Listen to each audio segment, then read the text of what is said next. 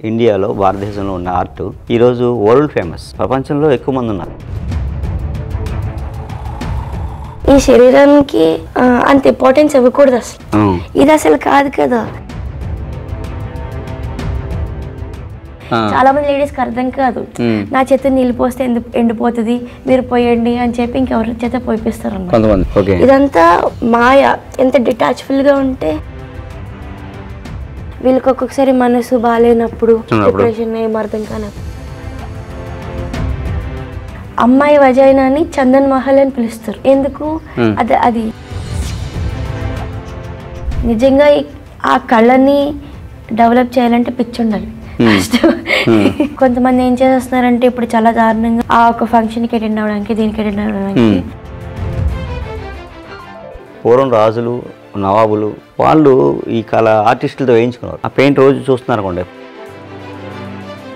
మా first time message వచ్చినప్పుడు ఒక తులసి మొక్క ఆవిడ పెట్టి ఆ అమ్మాయిని చూసుకోమనేవారు.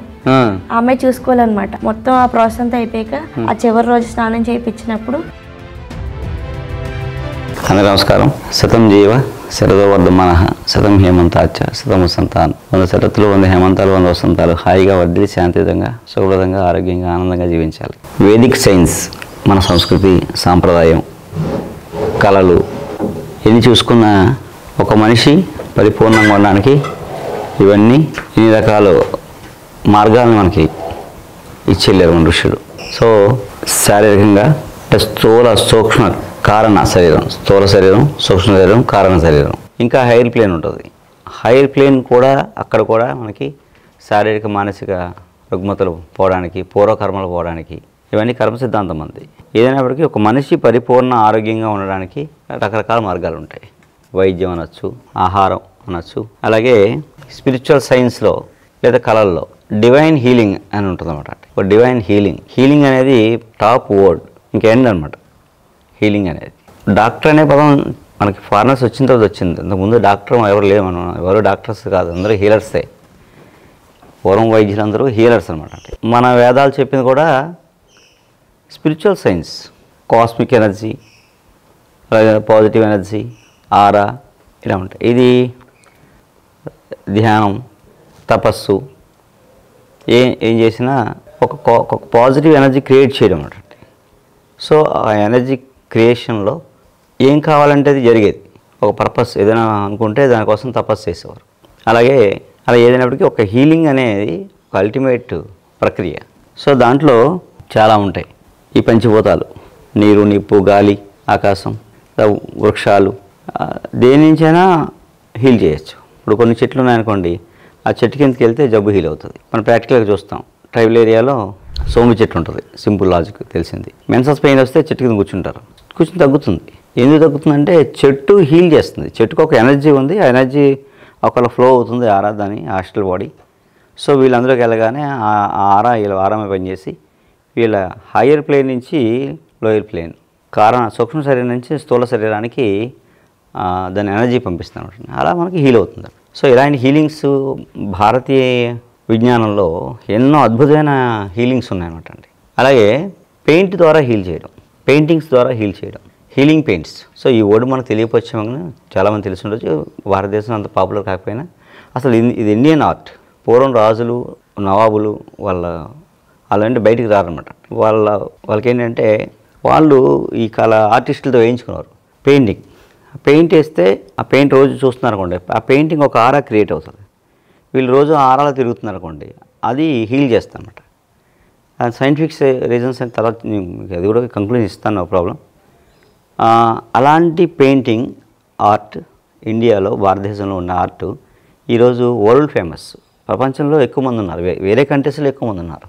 ఈ హీలింగ్ పెయింట్స్ మీద చాలా యూనివర్సిటీస్ కానీ సెంటర్స్, హీలింగ్ సెంటర్స్ కానీ ఉన్నాయి. ఇది మామూలు ఆర్ట్కి దీనికి క్వైట్ డిఫరెన్స్ అనమాట.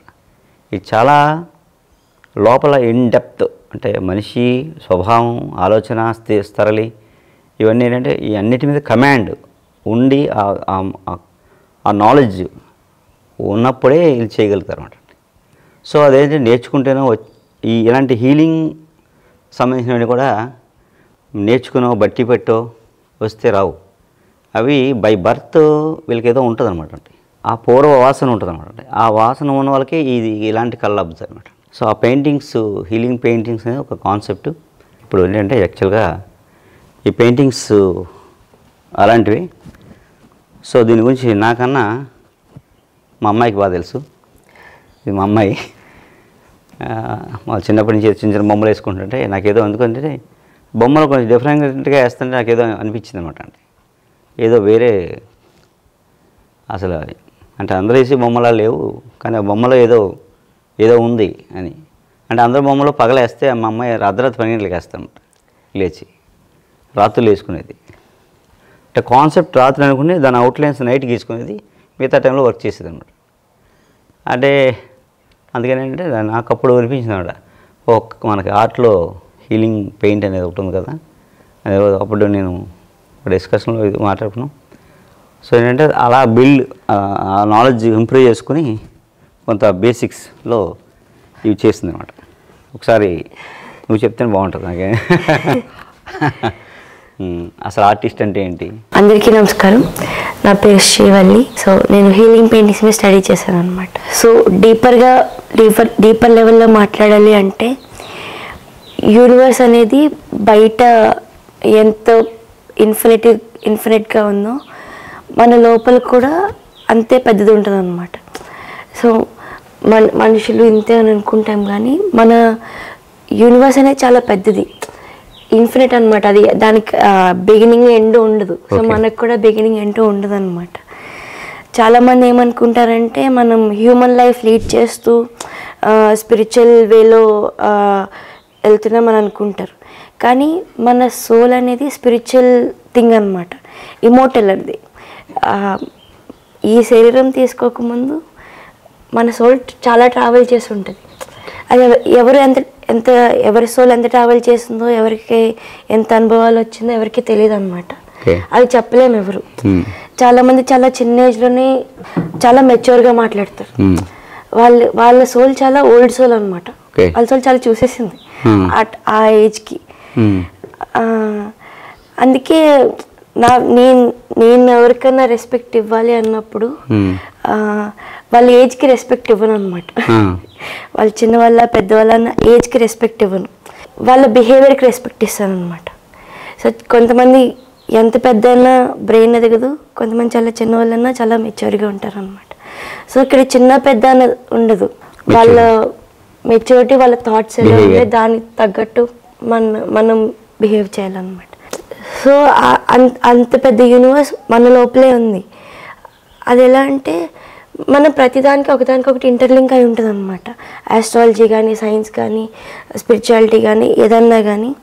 అసలు ఇంతకుముందు బ్రిటిషర్స్, పోర్చు, డచ్ వీళ్ళెవరూ ఇండియాకి రాకముందు స్పిరిచువాలిటీ, సైన్స్ రెండు కంబైండ్ అయి ఉండేవన్నమాట. ఇవి రెండు ఎప్పుడు వేరే సబ్జెక్ట్స్ కాదనమాట. ఇవి ఎప్పుడు ఒకదానికొకటి ఇంటర్లింక్ అయ్యే ఉంటాయి. మనకి స్పిరిచువాలిటీలో ఆన్సర్స్ దొరికినప్పుడు సైన్స్లో దొరుకుతుంది, సైన్స్లో సైంటిఫిక్గా ఆన్సర్స్ దొరికినప్పుడు స్పిరిచువాలిటీ దొరుకుతుంది అనమాట. రెండు కనెక్ట్ చేసి చూసినప్పుడు మనకు సొల్యూషన్ దొరుకుతుంది. సో సొల్యూషన్ కావాలన్నప్పుడు మనం ఒక గిరికి వేసుకుని నేను ఇందులోనే వెతుక్కుంటాను, ఇది ప్రూవ్ చేసేంత వరకే నేను నమ్ముతాను అని అంటే అది ప్రూవ్ అయ్యేంత వరకు మనం వేస్ట్ చేసుకుంటున్నాం కదా, మన టైము మన ఎనర్జీ మనం వేస్ట్ చేసుకుంటున్నాం. అది ఆ పాయింట్ ప్రూవ్ అయ్యేంత వరకు. సో అది రాంగ్ వే ఆఫ్ థింకింగ్ అనమాట. కౌటిల్యుడు రాసిన అర్థశాస్త్ర పుస్తకంలో ఇది అన్వీక్షికి అని ఒక కాన్సెప్ట్ ఉంటుంది అనమాట. అన్వీక్షికి అంటే ఆర్ట్ ఆఫ్ థింకింగ్ అనమాట. ఎలా ఆలోచించాలో తెలుసుకున్నప్పుడు మనకేం ఆలోచించాలో తెలుస్తుంది అనమాట. ఫస్ట్ ఆఫ్ ఆల్ చాలామందికి అది ఎలా ఆలోచించాలో తెలియట్లేదు. మన థాట్స్ అని అనుకుంటున్నాం, కానీ మన థాట్స్ వేరు, మనం వేరు. అవి రెండింటినీ సెపరేట్ చేసి చూసినప్పుడు మనం అల్టిమేట్ ట్రూత్ని, ఆ రియాలిటీని ఎక్స్పీరియన్స్ చేస్తామన్నమాట. ఆ ట్రూత్ని రియాలిటీని మాటల ద్వారా ఎక్స్ప్రెస్ చేయలేము మనం. అది అనుభవించిన వాళ్ళకే ఎక్స్పీరియన్స్ అయిన వాళ్ళకి తెలుస్తుంది అనమాట. చాలామందికి ఎక్స్పీరియన్స్ అవుతాయి. ఈ స్పిరిచువల్గా చాలామందికి చాలా ఎక్స్పీరియన్స్ వస్తూ ఉంటాయి అన్నమాట. ఆ ఎక్స్పీరియన్సెస్ చాలామంది షేర్ చేసుకుంటూ ఉంటారు అనమాట. కానీ అలా ఆ ఎక్స్పీరియన్స్ని అసలు షేర్ చేయకూడదు. అసలు ఒక సుప్రీం హయ్యర్ కాన్షియస్నెస్కి, ఆ హయ్యర్ ఎనర్జీకి మనకి చాలా క్లోజ్ కనెక్షన్ ఉంటుంది అనమాట. మనం దాన్ని సెపరేట్ చేసి చూస్తున్నాం. అంటే దేవుడు అంటే ఓన్లీ గుడిలోనే ఉంటాడు, లేకపోతే మన పూజ గదిలో ఉంటాడు, రోజు కరెక్ట్గా ఈ టైంకి దీపం పెడితేనే అవుతుంది, లేకపోతే ఆ దీపం కుడివైపు పెట్టాలి, ఎడమ వైపు పెట్టాలి. సో ఇవన్నీ ఉండొచ్చు, తప్పనట్లేదు. కానీ డీపర్గా ఆలోచిస్తే మనం వీటన్నిటికీ బియాండ్ వెళ్ళినప్పుడు ఆ అల్టిమేట్ రియాలిటీ చూస్తాం అన్నమాట. ఇక అర్థమైంది. కొంచెం డీపర్గా ఉంటుంది. కానీ వెన్ ఆ థాట్ పెట్టినప్పుడు ఆ క్యూరియాసిటీ, దానివల్లే మనం బతుకుతున్నాం అన్నమాట. సో ఈ శరీరానికి అంత ఇంపార్టెన్స్ ఇవ్వకూడదు అసలు.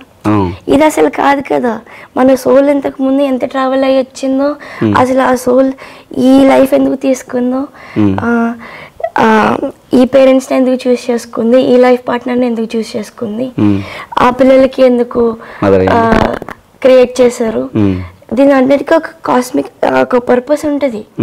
లైక్ డీపర్ ఆలోచిస్తే 7 గ్రహాలు, 7 శరీరాలు, ఆ 7 శరీరాలకి 7 చక్రాస్, ఆ 7 చక్రాస్కి 7 ఇంపార్టెంట్ కలర్స్, వాటికి ఇంటర్లింక్ అవుతూ మన ఫిజికల్ బాడీ కనెక్ట్ అవుతూ 7 ఇంపార్టెంట్ గ్లాండ్స్, ఆ 7 ఇంపార్టెంట్ గ్లాండ్స్కి కనెక్ట్ అవుతూ 7 ఇంపార్టెంట్ ఆర్గన్స్. అలా అన్నమాట. మన బాడీ ఇది ఒకటే అనుకుంటాం, కానీ మనకి 7 లేయర్స్ ఉన్నాయి. ఆస్ట్రల్ లెవెల్లో చూస్తే ఆ 7 లేయర్స్కి 7 ఇంపార్టెన్స్ అనమాట. ఒక్కొక్క దాన్ని యాక్టివేట్ చేసుకుంటూ చూస్తున్నప్పుడు ఆ అల్టిమేట్ రియాలిటీ చూస్తాం. ఇదంతా మాయ, ఎప్పుడు ఉంటుందో ఎప్పుడు పోతుందో, దీనికి ఎంత డిటాచ్ఫుల్గా ఉంటే అంత ప్రశాంతంగా బతుకుతాం అనమాట. సో అందరూ ఆ హ్యాపీనెస్ని, అది వస్తే హ్యాపీనెస్ ఉంటుంది, ఇది వస్తే హ్యాపీనెస్ ఉంటుంది అని అనుకుంటాం. కానీ అల్టిమేట్ హ్యాపీనెస్ అనేది మనం ఇన్నర్గా వెళ్ళినప్పుడు, మనతో మనం కూర్చున్నప్పుడు, మన కంపెనీ మనం ఎంజాయ్ చేసినప్పుడు ఉంటుంది అనమాట.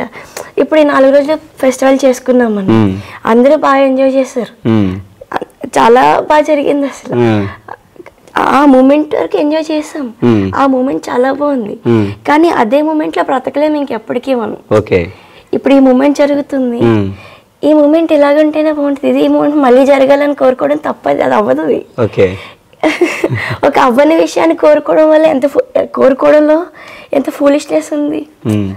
సో ఆ ఫస్ట్ టైం చూసిన ఎక్స్పీరియన్స్ అనేది అది మళ్ళీ క్రియేట్ అవ్వదు, అది అర్థం చేసుకోవాలి అందరూ. సో ఇప్పుడు ఈ పెయింటింగ్స్ ఉన్నాయి. ఫస్ట్ ఆఫ్ ఆల్ నేను చేసే ఆర్ట్ కానీ ఏదన్నా కానీ మెయిన్ భగవద్గీత నుంచి, థియోసాఫికల్ బుక్స్ నుంచి తీసుకుని ఇన్స్పిరేషన్ అనమాట. ఇవి 2 పెయింటింగ్స్ చూస్తే, ఇది చూస్తే కంప్లీట్ బ్లూ కలర్ నుంచి కంప్లీట్ సటిల్ కామ్నెస్ అనమాట. ఈ రెడ్ ఆరెంజ్ ఇవన్నీ కోపం, ఆ రేజ్ వచ్చేదన్నమాట, రౌద్రానికి సంబంధించింది. భగవద్గీత చూసినప్పుడు అంత కురుక్షేత్రం, సొంత బ్రదర్స్ అండ్ కజిన్స్ వచ్చి కొట్టుకుంటుంటారు బీభత్సంగా. అంటే ప్రపంచం మొత్తం డిస్ట్రాయ్ అయిపోయే స్టేజ్కి కొట్టుకుంటారు. ఆ కొట్టుకోవడం మళ్ళీ ఎవరి కళ్ళ ముందు, పరమాత్మ ముందే కొట్టుకుంటారు. పరమాత్మ చెప్తాడు ఇలా కొట్టుకుంటారా, అలా కొట్టుకుంటారా అని చెప్పి. దాని రిఫ్లెక్షన్ అనమాట. ఆ స్కై అలాగే ఉంది కదా ఆ టైం. ఇప్పుడు కురుక్షేత్రం జరుగుతుంది, వార్, అందరూ కొట్టుకుంటున్నారు, అస్త్రాలు వేసేసుకుంటున్నారు, ఇదంతా వేసేసుకుంటున్నారు. ఈవెన్ నేచర్ కూడా రియాక్ట్ అవుతుంది. ఆ థాట్స్ కి నేచర్ రిఫ్లెక్ట్ చేసుకుంటుంది. ఆకాశం ఈ నేల మీద రిఫ్లెక్షన్ చూపిస్తుంది. వన్స్ ఆ వార్ మొత్తం అంతా ఎండ్ అయిపోయింది, ఇంకేమీ లేదు, కౌరవులు లేరు, పాండవులు లేరు, ఎవరూ లేరు, ఇంక మొత్తం డిస్ట్రాయ్ అయిపోయింది. మళ్ళీ స్కై నార్మల్ గా మళ్ళీ పీస్ఫుల్ అయిపోయింది. సో నేచర్ అనేది, నేచర్ని ఏదో మనం కాపాడేద్దాం, ప్రపంచాన్ని కాపాడేద్దాం, మనం కాపాడడానికి అసలు మనం నథింగ్. అసలు నేచర్ మనం లేక ముందు ఉంది, మనం పోయినా నేచర్ ఉంటుంది. ఈ ప్లానెట్ సఫరింగ్ మనం చూడలేదు, మనం అనుకుంటున్నాం అంతే. ఈ ప్లాంట్ చాలా గోత్రూ అయ్యింది. అంటే చాలా ఆస్ట్రాయిడ్స్ ఢీకొన్నాయి, కంప్లీట్ గా మొత్తం డిస్ట్రాయ్ అయిపోయింది, మళ్ళీ బిల్డ్ చేసుకుంది. ఓకే. సో కాపాడాల్సింది మన సేవ్ వాటర్, సేవ్ ఇది అది కాదు, సేవ్ హ్యూమన్స్. మనల్ని కాపాడుకోవాలి, మనమే కాపాడుకోవాలి, నేచర్ని కాపాడాలి. అంతే. అది చాలా ఫూలిష్ థాట్, నేచర్ని కాపాడేద్దాం అన్నది. మనం ఎంత దానికి నథింగ్ అసలు అది అనుకుంటే మనం ఎంతసేపు save human correct point. Save human మనమే కాపాడుకోవాలి. ఎందుకంటే మన వాటర్ మనం క్లీన్ చేసుకోవాలి, మన ఫుడ్ మనం క్లీన్ చేసుకోవాలి, మన అట్మాస్ఫియర్ మనం క్లీన్ చేసుకోవాలి. అది మన రెస్పాన్సిబిలిటీ. దాన్ని కాపాడేస్తే మనకేం వచ్చేది, అది సర్వైవ్ అవుతుంది ఎలా ఉన్నా. ఈ పెయింటింగ్ కంప్లీట్ గా ఎర్త్ ని బేస్ చేసుకుని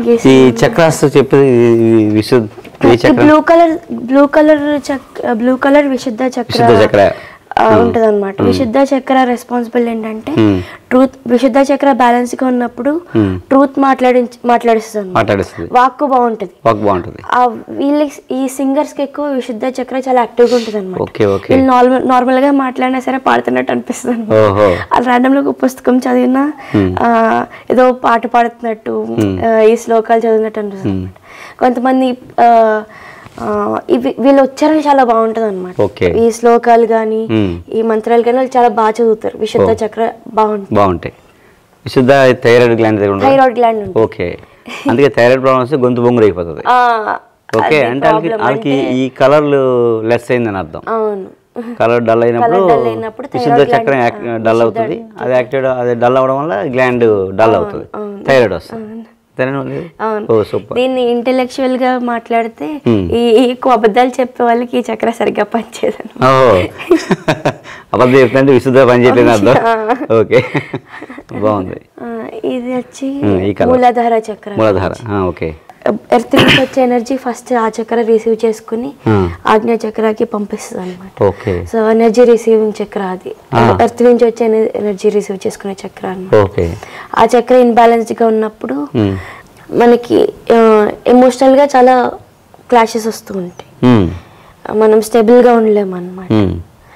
అలా గణపతి ఏదో అన్నావు. గణపతి మనం పూజలు అవి స్టార్ట్ చేసినప్పుడు గణపతి పూజ స్టార్ట్ చేయకుండా స్టార్ట్ చేయరు అనమాట. గణపతి పూజ చేసినప్పుడు ఈ చక్రాన్ని యాక్టివేట్ చేస్తారు, మూలాధారాన్ని యాక్టివేట్ చేస్తారు. ఈ చక్రకి అసోసియేట్ అయిన గాడ్ గణపతి అనమాట. సో అందుకు ఏ పూజ అయినా సరే గణపతితో స్టార్ట్ చేస్తారు. మూలాధార యాక్టివేట్ అవుతుంది. అది యాక్టివేట్ అయినప్పుడు మనం ఎవరినైతే దేవతల్ని ఇన్వోక్ చేస్తాము, మనం చేసే హోమంలో కానీ ఇట్లా కానీ ఇవన్నీ యాక్టివేట్ చేసినప్పుడు వాళ్ళు ఇన్వోక్ అవుతారు. ఫస్ట్ వినాయకుడినే పిలుస్తాం. తర్వాత మనం అనుకున్న మీరు చేసినప్పుడు ధన్వంతరి కానీ దేవతల్ని వాళ్ళు వస్తారు. నెక్స్ట్ అదే అది నేచర్ ఎర్త్ గురించి, ఫారెస్ట్ ఆ గ్రీనరీకి సంబంధించింది. ఇది అనాహత చక్ర. అనాహత చక్ర గ్రీన్ కలర్ లో ఉంటది అనమాట. వీళ్ళకి ఒక్కొక్కసారి మనసు బాగాలేనప్పుడు, లేకపోతే డిప్రెషన్ ఏం అర్థం కానప్పుడు అలా అడవిలోకి వెళ్ళిపోవాలనిపిస్తుంది. సో అలా వెళ్ళిపోతే బాగుంటుంది. ఎందుకంటే ఆ నేచర్ లోకి వెళ్ళినప్పుడు ఆ గ్రీనరీని ఎక్కువ చూస్తూ ఆ కలర్ కోరుకుంటుంది బాడీ, అది తీసుకుంటుంది అనమాట బాడీ. అది కొంచెం చాలా కామ్ అయిపోతారు. అందుకే చాలా మందికి ఈ నేచర్ ట్రెక్స్ అలవాటు ఉంటాయి అనమాట. అది ఎమోషనల్ స్టెబిలిటీ లేని వాళ్ళు ఎక్కువ నేచర్ వాక్స్ ఇంట్రెస్ట్ ఉంటుంది, ప్రశాంతంగా వెళ్ళిపోతుంటారు. అందుకే ఇప్పుడు పార్కుల్లోకి వెళ్ళడం కానీ, లేకపోతే ఏదైనా ఫారెస్ట్ ట్రెక్ వెళ్ళిపోవడం కానీ అది చేస్తారు. అలా కలర్ డెఫిషియన్సీ ఉన్నప్పుడు ఆ కలర్ వాళ్ళు వీళ్ళకి నచ్చిందని అనుకుంటారు. సబ్ కాన్షియస్ గా మన బాడీ అన్నిటిని అబ్జర్వ్ చేసుకుంటుంది. ఇక్కడున్న అట్మాస్ఫియర్, ఎయిర్ మనకు తెలియకుండానే మనం బ్రీతింగ్ చేస్తున్నాం కదా, మనకు తెలియకుండానే మన శరీరం అన్ని అబ్జర్వ్ చేస్తుంది అన్నమాట. అది ఎలా అంటే మీకు ఒక ఎగ్జాంపుల్ చెప్తాను. ఇప్పుడు చిన్న పిల్లలు ఉన్నారనుకోండి, ఆ ఏజ్ లో పాలు తీసుకెళ్లి వంటింట్లో పెట్టమని చెప్పారు మదర్. పట్టుకెళ్తున్నప్పుడు స్పిల్ అయిపోయింది, పడిపోయి ఒలిగిపోయినప్పుడు వీళ్ళు కంగారు వచ్చేస్తుంది. అంటే చిన్న ఏజ్ కదా, 5 years ఆ ఏజ్ వాళ్ళు. వీళ్ళు మదర్ వచ్చి తిట్టేస్తుంటారు అనమాట. ఇక ఒక పని చేయాలి కదా, ఏంటిది అని చెప్పి ఇష్టం వచ్చినట్టు తిట్టేస్తారు అనమాట. తిట్టేసినప్పుడు ఆ స్మెల్ అయింది, స్మెల్ చేస్తూ ఆ తిట్లు వింటున్నాడు కదా, ఇది కొంచెం పెద్ద అయ్యేటప్పటికి ఆ పాల మీద ఎలర్జీ వస్తుంది అనమాట. ఎందుకు అర్థం కాదు, వీళ్ళకి తెలియదు. కానీ నాకు ఆ పాలంటే ఇష్టం లేదు, నాకు ఆ స్మెల్ అంటే నచ్చదని అంటారు. సో అది రికార్డ్ చేసేసుకుంది ఆ స్మెల్ అనేది. సో అందువల్ల పాలు మజ్జిగ ఇవి పడదాలకి కూడా నిజంగా తీసుకుంటే వాంతి అయిపోతుంది, పెరుగు తీసుకున్నా పడదనమాట. ఎందుకంటే వాళ్ళ బాడీ ఆ బాడీ ఆ టైంలో థ్రెట్లా ఫీల్ అయింది, ఆ సిచ్యువేషన్ థ్రెట్లా ఫీల్ అయింది. ఎప్పుడైతే మనం థ్రెట్లా ఫీల్ అవుతామో అది సబ్ కాన్షియస్ గా రికార్డ్ చేసుకుని అది వస్తుంది. ఎప్పుడు దాని జోలికి వెళ్ళరు. సో అలా మనమే అన్ని చూస్తాం అనుకుంటున్నాం, కానీ మన సబ్ కాన్షియస్ గా మన సెన్సెస్ అన్ని పనిచేస్తూ ఉంటాయి. అది డీపర్ గా వెళ్ళినప్పుడు మనకు అర్థమవుద్ది అనమాట. మన ఎప్పుడైనా సరే మన థాట్ ని సెపరేట్ చేసేయాలి. మన థాటే మనకు వెళ్ళామని అంటే అది వేరేలా వర్క్ అవుతుంది అనమాట. స్పిరిచువల్ హీలింగ్, స్పిరిచువల్ సైన్స్ అంటే హీలింగ్ ఏదైనప్పటికీ స్థూల శరీరం, సూక్ష్మ శరీరం, కారణ శరీరం, అలాగే 7 శరీరాలు అని చెప్తారు అనమాట. 7 జన్మలు. అలాగే మనలాంటి 7 మనుషులు ఉంటారని చెప్తారు. కానీ శవంతో ముడిపడి ఉంటుంది అనమాట. 7 గ్రహాలు, 7 రంగులు, 7 శరీరాలు, 7 చక్రాస్, చక్రాలు 7 గ్లాండ్స్. ఆస్ట్రాలజీ ప్రకారం చెప్తారంటే అది యాస్ట్రల్ సైన్స్, అది స్పిరిచువల్ సైన్సే. నీకు ఏ గ్రహం వీక్గా ఉందో ఆ కలర్ వీక్ అవుతుంది, ఆ కలర్ వీక్ అయితే ఆ చక్ర వీక్ అవుతుంది, ఆ చక్ర వీక్ అయితే గ్లాండ్ వీక్ అవుతుంది, జబ్బు వస్తుంది. సో ఈ గ్లాండ్స్ అన్నీ కూడా హార్మోనల్ బ్యాలెన్స్ చేస్తూ ఇవన్నీ మైండ్ని కంట్రోల్ చేస్తుంటాయి. సో ఏ గ్లాండ్ వీక్ అయితే ఆ మానసిక స్థితిలో ఉంటాం మనం. అప్పుడేంటి లింకు చెప్పాం కదా, ఆ కలర్ని మళ్ళీ బిల్డ్ చేస్తే మళ్ళీ చక్రాస్ యాక్టివేట్ అవుతుంది, చక్ర యాక్టివేట్ అయితే గ్లాండ్ యాక్టివేట్ అవుతుంది, గ్లాండ్ యాక్టివేట్ అయితే జబ్బు తగ్గిపోతుంది. సో అలా ఆ పెయింటింగ్స్లో ఆ కలర్స్ని ఎవరైతే పేషెంట్ ఉన్నాడో, పేషెంట్ శారీరక మానసిక అంటే స్థూల సూక్ష్మ కారణ శరీరం వరకు వాళ్ళ హిస్టరీ తీసుకొని డేట్ ఆఫ్ బర్త్ అవి తీసుకుంటే కారణ శరీరం, అలాగే మానసిక స్థితి సూక్ష్మ శరీరం, ఫిజికల్ సిమ్టమ్స్ స్థూల శరీరం. So physical, mental, love plane, ఈ ప్లేన్లో ఉన్న సిమ్టమ్స్ని వీళ్ళు క్యాచ్ చేసి తీసుకుని ఒక కేస్ షీట్ తయారు చేసుకుని, సో దాని తగ్గట్టుగా వీళ్ళకి ఏ కలర్ వీక్ అయింది, ఏ గ్లాండ్ వీక్ అయింది చూసుకుని, ఏ చక్ర వీక్ అయింది, దాని ద్వారా ఏముందంటే ఆ కలర్ కాంబినేషన్లో పెయింట్ వేసి ఇస్తారు. సో ఆ కలర్ కాంబినేషన్లో ఆ పెయింట్ ఒక ఆరా క్రియేట్ అవుతుంది దానికి. సో ఆరాలో వీళ్ళు తిరుగుతున్నారు అనుకోండి, ఆరాకి దగ్గరగా, సో మళ్ళీ ఆ కలర్ బిల్డ్ అయ్యి, సో మళ్ళీ చక్ర యాక్టివేట్ అయ్యి, గ్లాండ్ యాక్టివేట్ అయ్యి ఆ డిసీజ్ పొద్దున. ఇది దాని బ్యాక్ ఎండ్లో ఉన్న హీలింగ్ పెయిన్స్లో బ్యాక్ ఎండ్ ఉన్న హిస్టరీ అనమాట. సో ఈ కాన్సెప్ట్లో పూర్వం అందరూ ఈ హీలింగ్ పెయిన్స్ ప్రత్యేకంగా వేయించుకున్నారు. అలాంటి ఆర్టిస్టులు సపరేట్గా ఉండేవారు అనమాట అండి. వాళ్ళకి అదే పని.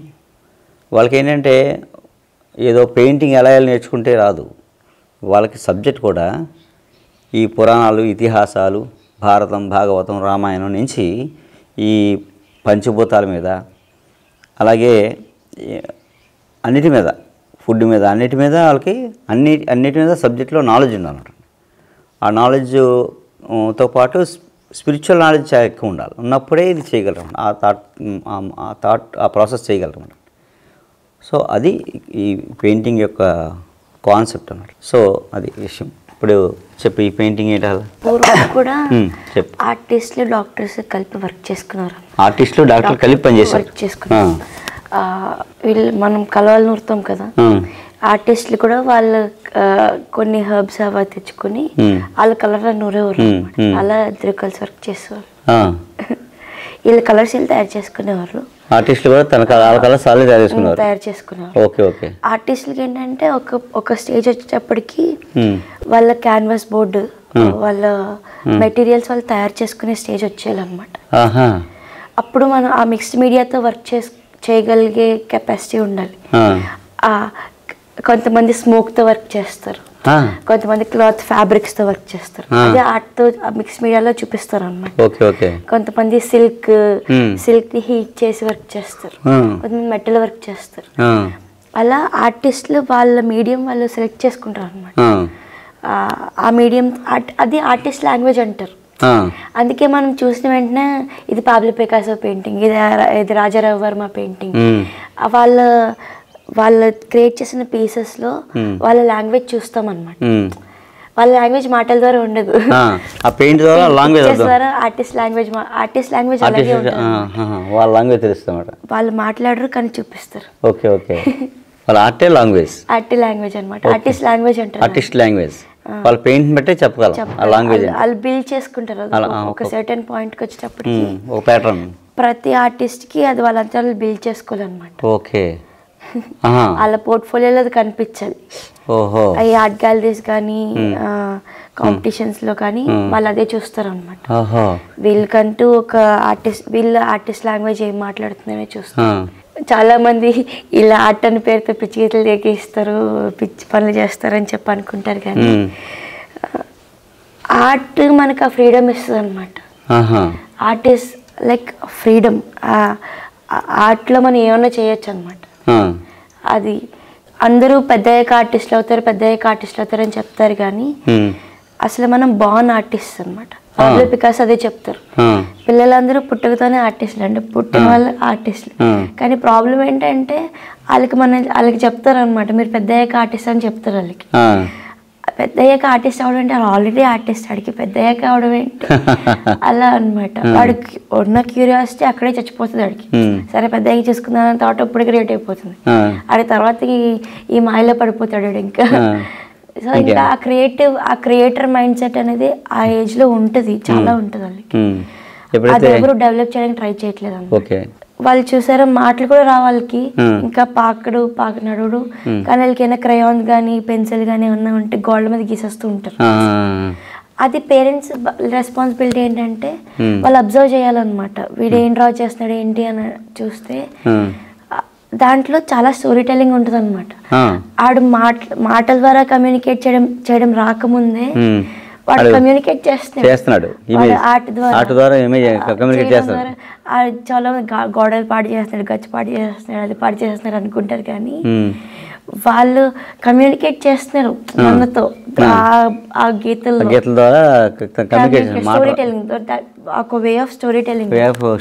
మాటలు రాకపోయినా సరే మాటలు రాని వయసులో మీరు చూస్తే before early men cave men type లో చూస్తే అప్పట్లో అక్కడ ఏం జరిగింది అసలు, ఒక 4 మనుషులు వేటకెళ్ళారు, ఒక ఏనుగునేదో జంతువుని ఏదో చంపి తెచ్చారు.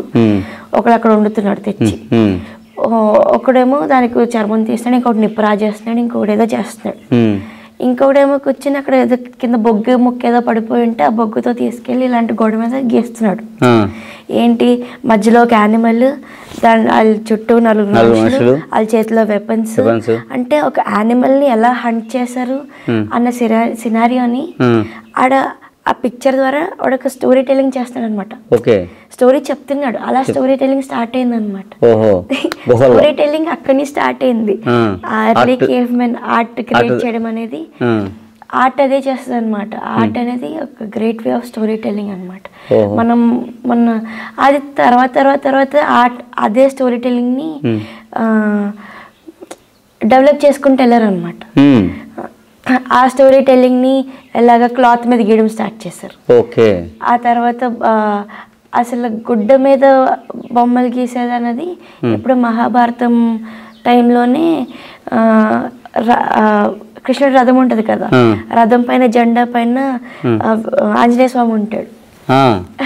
అసలు వస్త్రం మీద ఆర్ట్ గీయచ్చు అనేది అప్పటి నుంచి స్టార్ట్ అయింది. అంతకుముందు నుంచి ఉంది. ఎప్పటి నుంచే ఉంది. గుహల్లో రాతి మీద గీసి స్టోరీ టెల్లింగ్ ఆ పవర్ ఉందన్నమాట. ఇప్పుడు మనకి రామాయణం మహాభారతం ఇవన్నీ ఇప్పటికీ మనం మాట్లాడుకుంటున్నామంటే ఆ హరికథలు బుర్రకథలు తోలుబొమ్మలు వీటి ద్వారానే ఆ స్టోరీస్ బ్రతుకున్నాయన్న. కళ్ళకి ఆ పవర్ ఉంటుంది అనమాట. నిజంగా ఆ కళ్ళని డెవలప్ చేయాలంటే పిచ్చి ఉండాలి. మా ఆర్ట్ స్కూల్ అదే చెప్తారు, ప్రపంచంలో లేనిది క్రియేట్ చేయాలి అని అంటే నీకు ఆ పిచ్చి ఉంటేనే చేయగలవుడన్నా. ఎందుకంటే ఆర్టిస్ట్ ఏం ఆశించడు, ఆడికి ఏమన్నా అంటే వాడు ఆర్ట్ని నలుగురు చూస్తే చాలా అనమాట. అంతే ఉంటుంది, ఇంకేం అవసరం లేదు ఆర్టిస్ట్కి. అంత ఉంటుంది అనమాట. అసలు వీళ్ళు సెల్ చేసేది మనం ఈ పెయింటింగ్ అమ్ముతారని అనుకుంటారు కానీ వాళ్ళు అమ్మేది వాళ్ళ ఐడియాని అమ్ముతున్నారు అక్కడ. మొన్న ఒక ఫూలిష్ థింగ్ ఏంటంటే ఒక పెయింటింగ్ ఉంది, జస్ట్ ఏముండదు, ఒక బ్లాంక్ వైట్ బోర్డు ఉంటుంది. ఆ బోర్డు మధ్యలో ఒక అట్టపండు పెట్టి దానికి టేప్ వేసి ఉంటది, అది ఆర్ట్ అంతే. గీసింది మరి ఇదేం కాదు, రియల్ అట్టపండు, రియల్ టేప్, ఆ రియల్ బోర్డు. ఆ అట్టపండుకి అక్కడ పెట్టి టేప్ వేసి ఉంటది అనమాట. ఇది ఆర్ట్ అని చెప్పి చాలా మంది అనుకుంటారు, కానీ ఆడికి ఆ థాట్ రావడమే గ్రేట్ కదా. ఎవడన్నా ఇది ఏదో అనుకుంటాడు ఇది అనుకుంటాడు అని వాడికి ఆ థాట్ వచ్చింది, చేసేసాడు, అది పెట్టాడు. ఆ పెయింటింగ్ ఇప్పటికీ కొన్ని కోట్ల రూపాయలకి 3 సార్లు అమ్ముడైంది ఇప్పటికి. ఆ పెయింటింగ్ ఎవరికి అర్థం కావట్లేదు అది ఎందుకు అన్నిసార్లు కొనుక్కున్నాడు అని చెప్పి థాట్ పెట్టాడు అక్కడ. నిజంగా ఆ ధైర్యం ఉండాలి ఎవరికన్నా. ఒక బ్రష్ తీసుకుని పెయింట్ క్యాన్వాస్ మీద కొట్టాలంటే ఆడికి ఆ ధైర్యం ఉండాలి.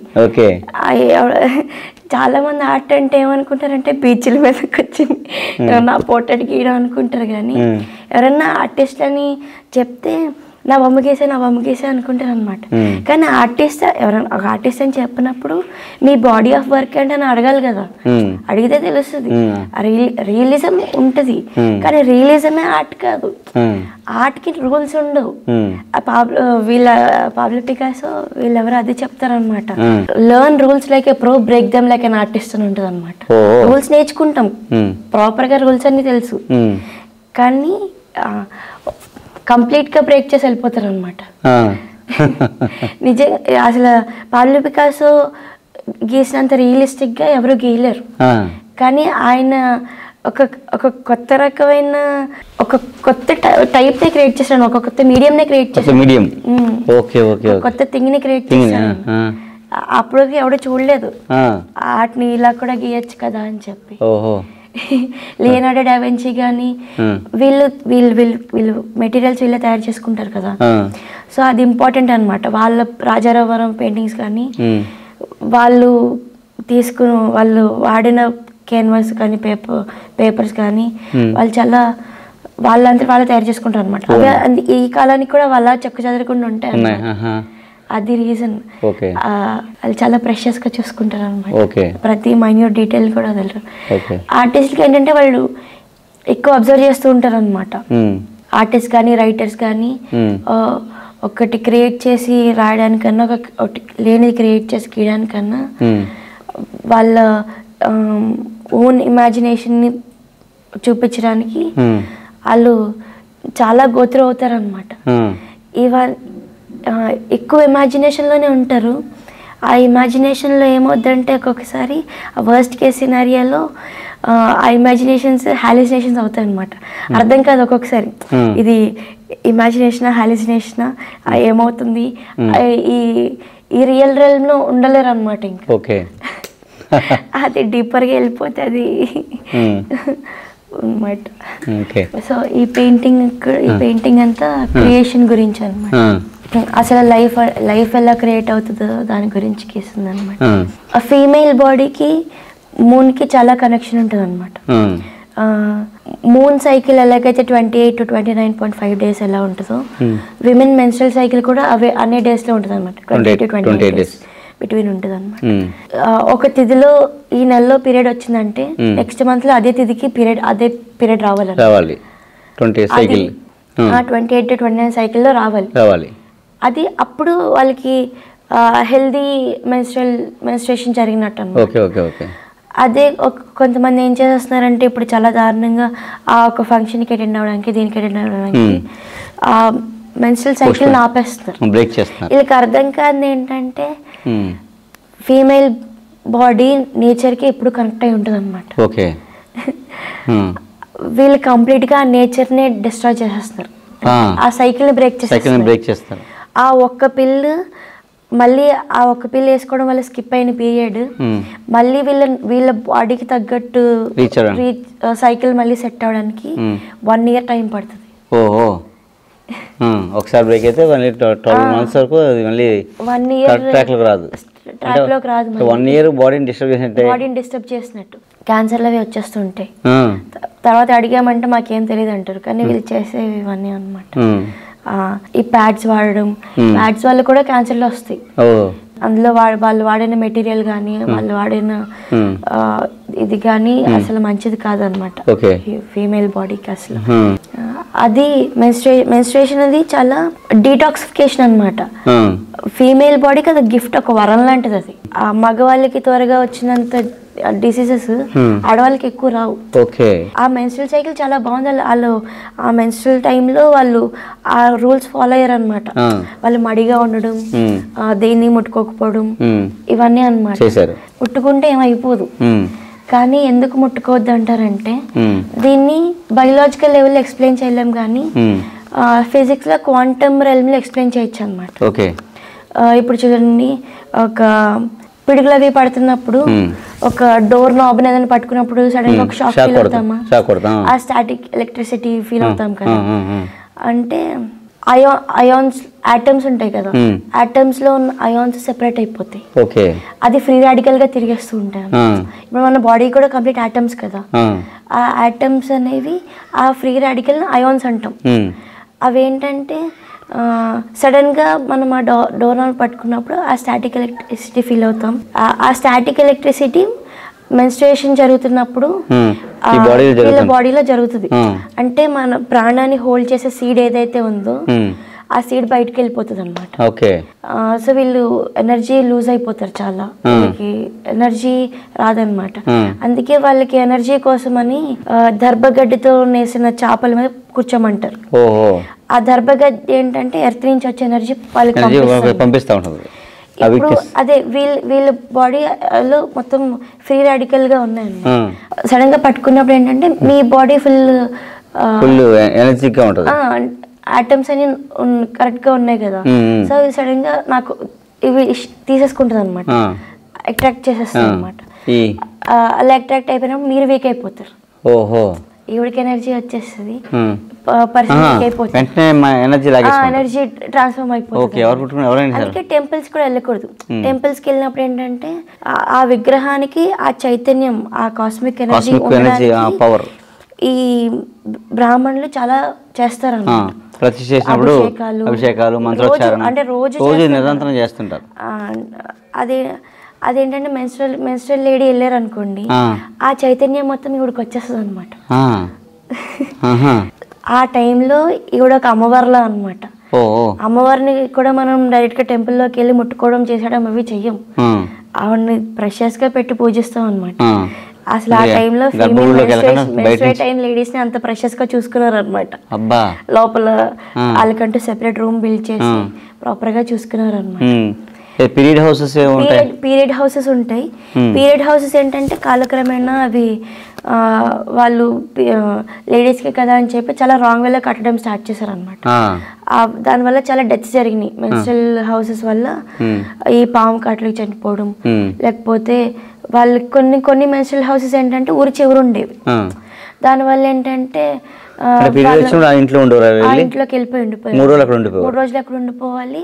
తర్వాత వీళ్ళు ప్రెగ్నెన్సీ టైంలో కూడా అక్కడికి వెళ్ళిపోతారు, అక్కడ డెలివరీ చేస్తారు, డెలివరీ అయ్యాక తీసుకొస్తారు, అలా ఉంటది. తర్వాత ఏంటంటే వీళ్ళకి గ్యాంగ్ రేప్స్ జరగడం, వాళ్ళ మీద చాలా మంది విమెన్ చనిపోయారు అలా. అందుకని మన ఇండియన్ గవర్నమెంట్ బ్యాన్ చేసింది, 1998లోనే ఎప్పుడో బ్యాన్ చేసింది అన్నమాట. అది కాదని చెప్పి.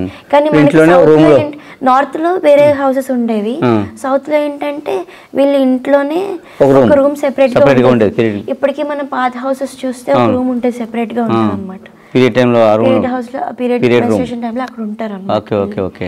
అందుకే మొక్కలు కూడా ముట్టుకోకూడదు ఆ టైంలో.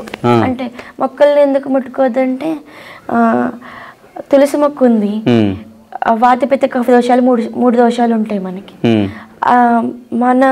ఇప్పుడు నా శరీరం పిత్తదోషం అనుకోండి, బాడీలో ఎక్కువ హీట్ ఉంటుంది నాకు. మామూలుగా మెన్స్ట్రుయేషన్ టైంలో కాదు, మామూలు టైంలో కూడా ఈ పిత్తదోషం ఉన్న లేడీస్కి తులసి మొక్కకి నీళ్ళు పోసినా, తులసి కోటకి ఏమన్నా చేసినా తులసి మొక్క బ్రతకదు అనమాట.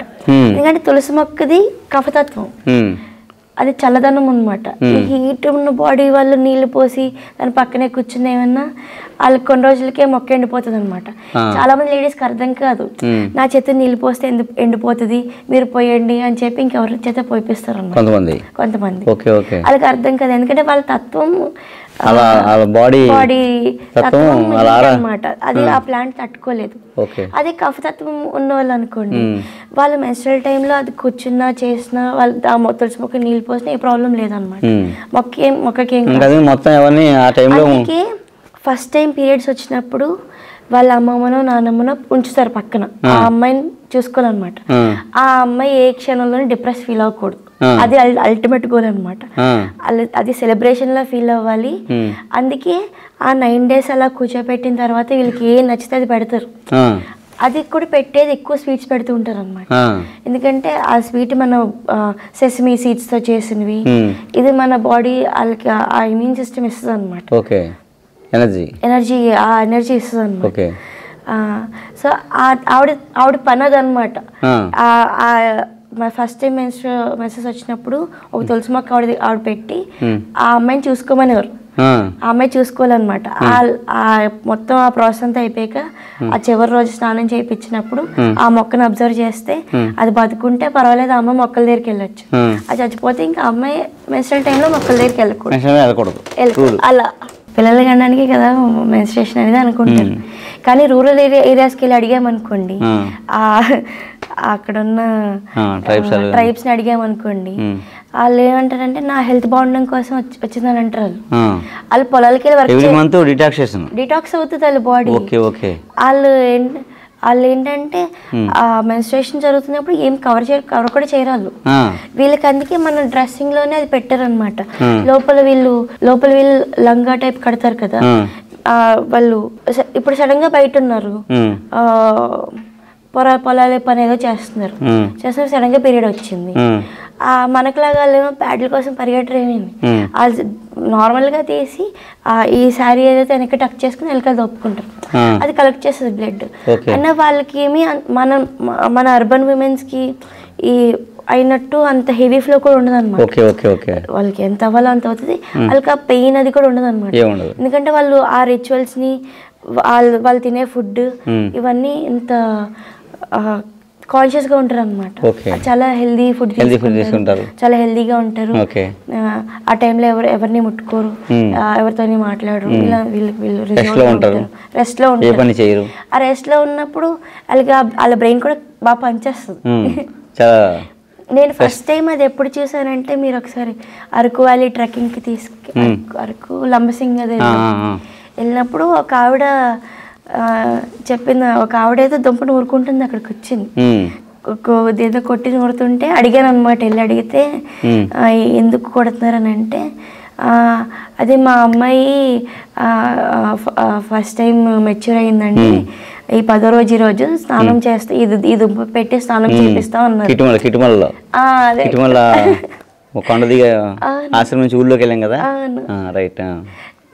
అలాంటి ఓపెన్ గా మాట్లాడతారు. ఇప్పుడు మనం ఏదైనా క్వశ్చన్ అడిగామని మామూలుగా అదే అనమాట. ఈ అర్బన్ లేడీస్ కి ఆ రూరల్ ఉమెన్ కి అదే తేడా. వాళ్ళు ప్రకృతిలో ఒక భాగంగా చూస్తున్నారు అనమాట. దాని గురించి సిగ్గుపడడం కానీ, దాని గురించి మాట్లాడుకోవడం కానీ ఒక టాబూ సబ్జెక్ట్ లో చూడట్లేదు అసలు ఎవరు నాకు. అది అర్బన్ ఇక్కడికి వచ్చేటప్పటికి ఏంటంటే, ఈ ప్యాడ్ని పట్టుకెళ్ళాలంటే న్యూస్ పేపర్లో కవర్ చేసి పట్టుకెళ్తాయి, లేకపోతే ఎవరు కనపడకూడదు, ఎవరికి చూడకూడదు, ఎవరికి చెప్పకూడదు నువ్వు పీరియడ్లో ఉన్నావు అని చెప్పి, ఎవరికి తెలియకూడదు అని చెప్పంటారు అనమాట. కానీ ఇట్స్ సైంటిఫిక్ థింగ్, అది ప్రాబ్లం సైంటిఫిక్ ప్రాసెస్. బ్రతుకుతున్నాం అంటే దానివల్లే కదా, బాడీ ఫంక్షన్. సో అది అది తప్పు రైట్ అని చెప్పి డిసైడ్ చేసే అంత కాదు అదేమి. ఓకే. అది మరి అయితే అస్సాంలో కామాఖ్యాదేవి టెంపుల్లో ఆ అమ్మవారు శక్తి యోని అక్కడ పడింది అనమాట. ఆ యోనికి ప్రే చేస్తారు వెళ్ళి. ఆ 4 days ఆవిడకి జూన్లో వస్తుంది ఫెస్టివల్. ఇప్పుడు మనకి ఎలాగైతే మంత్లీ డిటాక్స్ చేసుకుంటున్నామో డిటాక్స్ అవుతుందో ఆ టైంలో అమ్మవారికి పీరియడ్ వచ్చినప్పుడు నేచర్ డిటాక్స్ చేసుకుంటుంది అనమాట. నేచర్ డిటాక్సికేషన్ అది. నేచర్ సైకిల్ మళ్ళీ రీబిల్డ్ అవుతుంది అనమాట. అది కరెక్ట్ గా జూన్ లో వస్తుంది. జూన్ లోనే ఎందుకు వస్తుంది? ఆ టైంలోనే మన సీజన్స్ అన్ని మళ్ళీ రిపీట్ అవుతాయి కదా. రైనీ సీజన్ అప్పుడే స్టార్ట్ అవుతుంది, మళ్ళీ అన్ని చిగురు వస్తుంది. అదే అనమాట, ఇది ప్రకృతి శక్తి. ఆ 4 రోజుల గుడికి ఎవరు వెళ్ళరు. ఆ 4 రోజులు గుడి మూసేసి ఉంచుతారు, పండగ పెద్ద ఫెస్టివల్ చేస్తారు. ఆ 4 రోజులు అమ్మవారి యోని ఉంటుంది కదా అక్కడ, దానిపైన క్లాత్ కప్పు ఉంచుతారు అనమాట. ఆ బ్లడ్ వస్తుంది అక్కడ, అక్కడ బ్లడ్ వస్తుంది, బ్లడ్ కలెక్ట్ అవుతుంది. ఆ కలెక్ట్ అయిన క్లాత్ ని వేల వేస్తారు, మన ఈ వినాయకుడి లడ్డు వేల వేసినట్టు వేస్తారు అనమాట.